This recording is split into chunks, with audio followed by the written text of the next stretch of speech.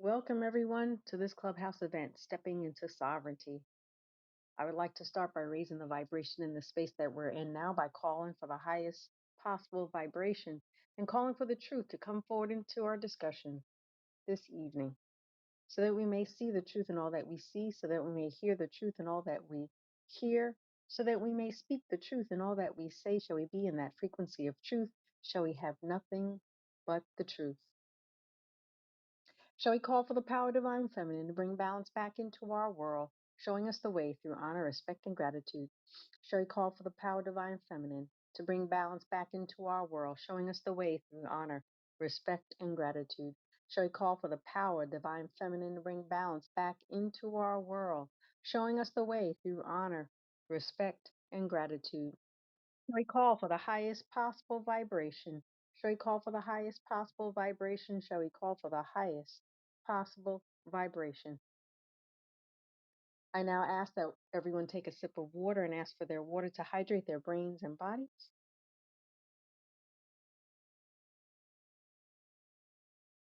Water is the medium that holds memory and will assist in the flow of information that we share here together on this clubhouse. Now, shall we take a deep breath in, bringing in peace,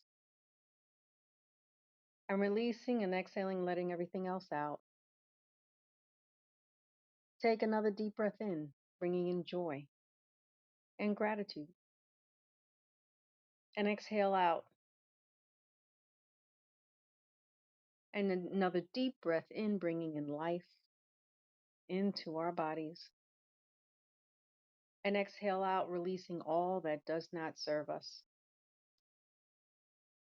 And Lakesh and Veritas, everyone, I call for the oneness and truth in the information shared by each and every one of us on this call, calling in that frequency of truth and all that is truth, with honor, respect, and gratitude to you all. For those who are unfamiliar with the term, the greeting and Lakesh is a Mayan greeting for oneness, signifying unity where everything and everyone is interconnected. It is the idea of community where we can share with one another ideas, goals, and aspirations. And veritas is the Latin word for truth, to see the truth in all things.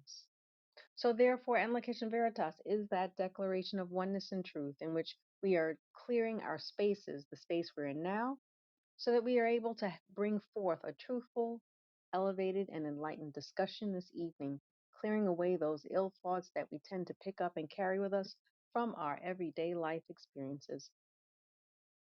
Remember, our words have power, so it is important that we use our words carefully, using words of upliftment, encouragement, and enlightenment. And by doing so as a collective, will help us to transform our spaces and places into higher frequencies that will result in better experiences in our lives and assist in raising the vibration of those who we meet. So, Amlakesh and Veritas, everyone, with honor, respect, and gratitude.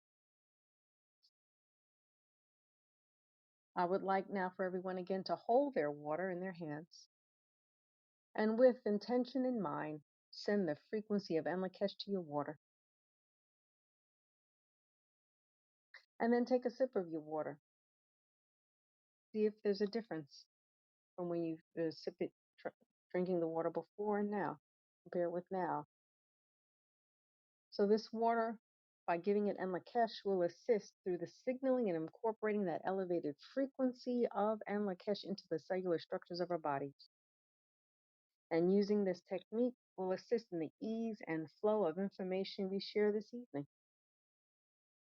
So Enlakesh and Veritas, everyone, with honor, respect, and gratitude.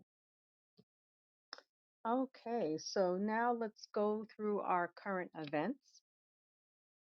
So just so that you know, progress has been made. The World Health Organization, WHO, the Strategic Advisory Group of Experts on Immunization, so they also refer to them in the acronym as SAGE, revised the roadmap of prioritizing the use of the COVID-19 vaccine. So the revised roadmap outlined three priority groups for COVID-19 vaccination. There's the high priority, medium priority, and low priority.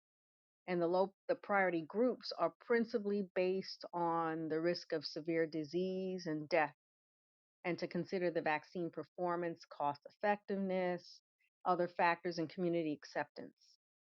So the low priority in groups includes healthy children and adolescents aged 6 months to 17 years, which is a victory. So they're not forced to, it's not recommended or enforced, let's say, that they have to get this vaccination. So this is a victory. The high priority group, just so that you know the difference between low and high priority, the high priority group includes older adults, younger adults with significant comorbidities, that includes the diabetes and the heart disease, people with immunocompromising conditions such as HIV or transplant recipients. And then they're also including children 6 months um, and older, or 6 months, who have the comorbidities, and then pregnant persons, and then frontline health workers.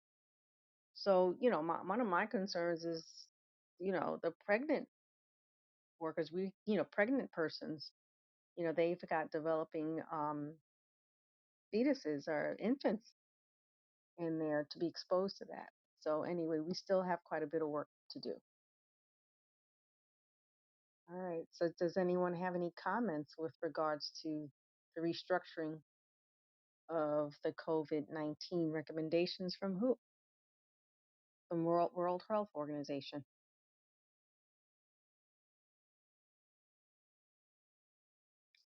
All right, let's move on. We're moving right now into a crisis where our environment is compromised and is suffering. Our environment is therefore affecting the food we eat, the air we breathe, and the water we drink. And the earth, the air, and the water, these are our basic elements of this world that's part of our environment.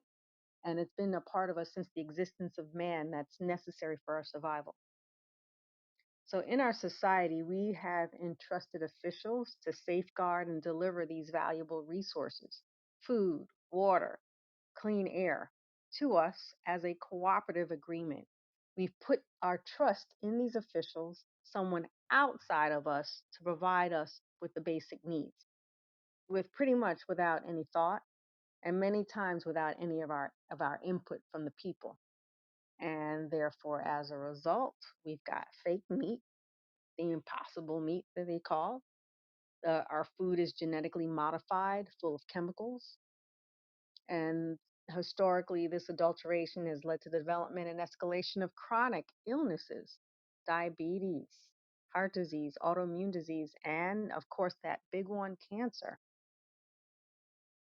And what people don't realize is that we have the power. We have the power to obtain anything that we want. If we take those steps that are needed to claim our sovereignty, we have that power to change these things and do it ourselves. So over the past several weeks, we've shared various steps that each of us can take now to help support ourselves. And so I just wanted to dedicate this time to review these steps again and provide information here to share with one another the tools that will be helpful in case something should happen, and so that we can then prepare ourselves. So let's start with the food. We know that organically grown food is better for us, potentially reducing the amount of toxins and pollutants. So, and we can again start with sprouting seeds. That's the easiest way to start, by growing our own foods. We can grow it in an apartment. Seeds can be obtained through Amazon. Sites that I've gone to is True Leaf. It's a company, TRUE, and Leaf, LEAF. And then also another site that I recently have been using is Food to Live. And these sites, you can purchase, seeds by bulk, and they tend to be less expensive. And these same seeds, you can grow microgreens. And again, it's cost effective and easy to do, to follow. Any other recommendations with regards to seeds? obtaining seeds.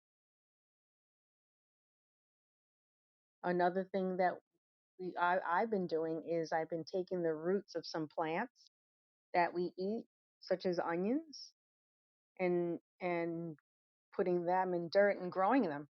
Do you recall having a bag of onions in your cabinet? And onions that have been sitting there for a while, and then you can see them actually growing, sprouting, some leaves coming out. So I have actually two onions that are like that. So I plan on peeling out the skin, some of the skin, and putting it in dirt and see what it does. But I even was shown that I can take the root part of the onion and then stick it in dirt. I stuck it in dirt, and then it sprouted a plant out of that. So we've got stuff at hand. We have supplies at hand that we can start growing our own food. And everything's a frequency. When you start growing one thing, then other things will come into play. You're going to start being encouraged to grow more things. So I was just talking to Stacy, and she was sharing how she planted an avocado seed that grew.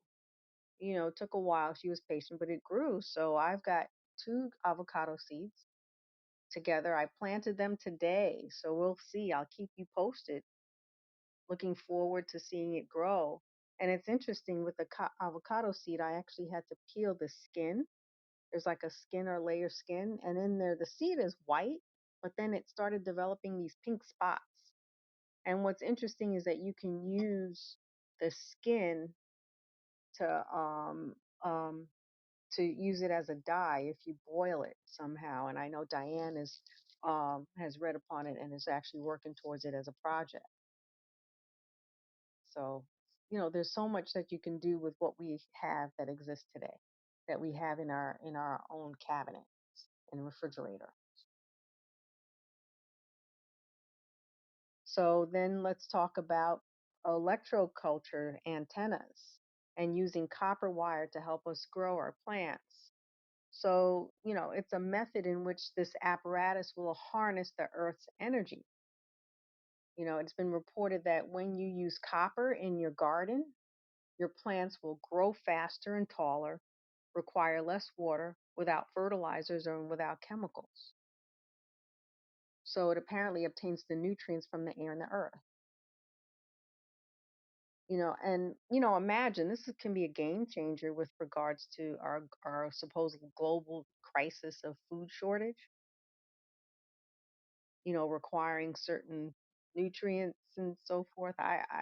So I'm doing it now. I actually created some electroculture antennas, and I put it in the pots of my plants in my house. So I'm going to see how that turns out, and I'll keep you posted on that.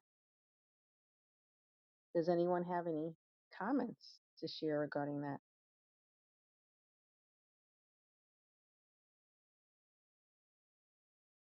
So there are several ways that it can be done. You can kind of take the copper wire and wrap it around a pole in a spiral configuration, and then stick it in the dirt and have the other part of the end of the copper stick up in the air. Or you can wrap the copper directly around the plant itself. And there's plenty of videos on YouTube showing how it's shown to be beneficial to plants. Now, there are some naysayers on there. There was one guy who was using copper wire to wrap around the plant, but he took the bottom part of the wire and stuck it right in the middle of the plant. I mean, just like really stuck it in there, just stuck it right through the base and the stem of the plant. And it didn't do very well. But my thing is that it's a belief system, the frequency. He was trying to see whether it's true or not, and he wanted to prove that it didn't work, and it didn't. That's because, and to me, I just got that um, idea that he just didn't. He wanted to disprove the theory. So, any comments behind that? Does anyone have any more tips utilizing this technique? I got this information initially from the Gloria Gardens, the subscription membership that I have with Of the Sun. So they provide a lot of cool information. So we'll move on. About a week ago, I had the honor of babysitting some chickens, chicken sitting. And did you know that one chicken will lay an average of 6 eggs per week? So imagine if you kept two chickens, you would have a dozen of eggs per week. And a nice thing about the chickens is that they actually were feeding off of the weeds that you pulled from the ground. So they ate that and enjoyed that. So, that helps with the expense. You do, get some chicken feed. We did use chicken feed, but we fed them the weeds and cabbage and they were happy with that.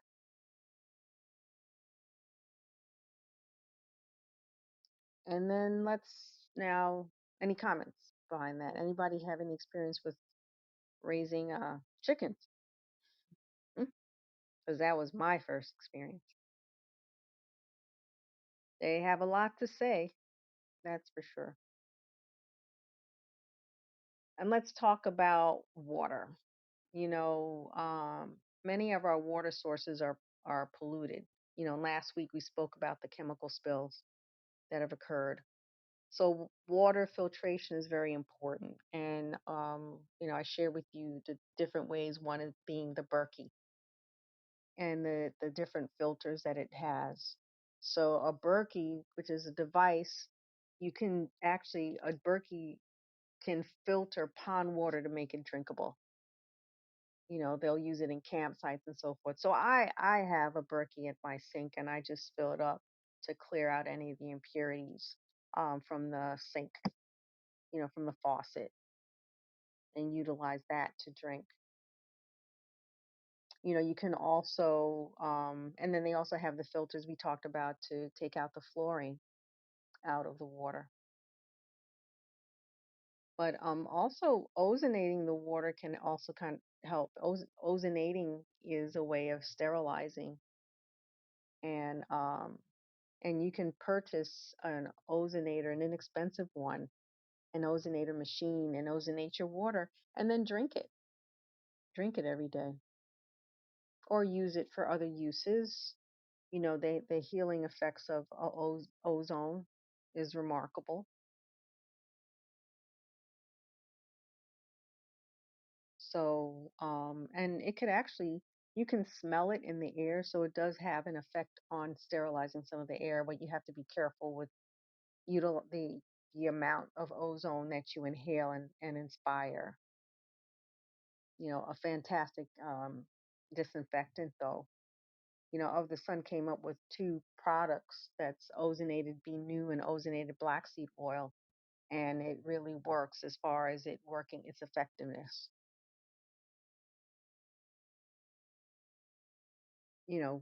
Healing wounds a lot faster utilizing it. Another way to help purify air would be getting just an air purifier to help to remove mold and toxins and dust. Well, one thing we spoke about briefly is skin breathing, referred to as cutaneous respiration. And this is something to consider that it's been thought of as being restricted to amphibians having this capability. But in 1851, it has been shown that the atmospheric oxygen can be taken up by the human skin, the human dermis, in very small amounts. So suppose if we were to train ourselves to be able to take up more oxygen, that would be beneficial to us, especially with the toxins that we're exposed to in the air today.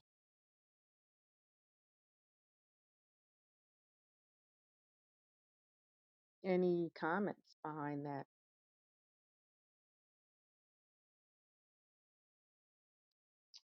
All right.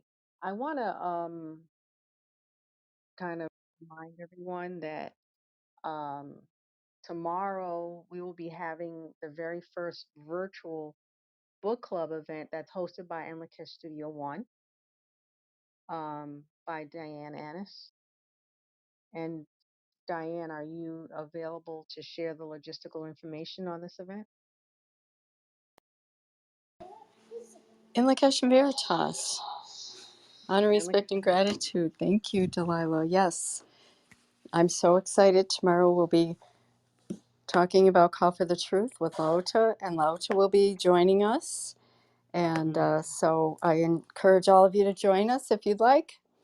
You can go to inlakeshstudio1.com, and there should be a link, the flyer right on the front page to sign up, and then I'll send the link tomorrow. But we'll be talking about the book, and this will be the first of our hopefully many book clubs where we can talk about really cool books and things. So Yeah, that's exciting. That's exciting. I'm looking forward to it because I know the last book club that you had, it was a live event and it was very successful. Well, yes, we did have fun with. We were at the Riverwell Chiropractic. We're allowed to joined us as well there. So we had a wonderful discussion, and it's really nice to. I like to get other people's input, and what they get out of the books and different things. And I know each time I read the book, I get something different too. mm-hmm, So it's kind of mm-hmm, fun to talk about it. hmm. Okay, well, thank you. And again, you go to enlikashstudio1.com, correct? Yes, thank you. Okay. Thank you, Miss Salila. In the and Veritas on respect and gratitude. And the Kitchen Veritas, honor, respect, and gratitude. All right.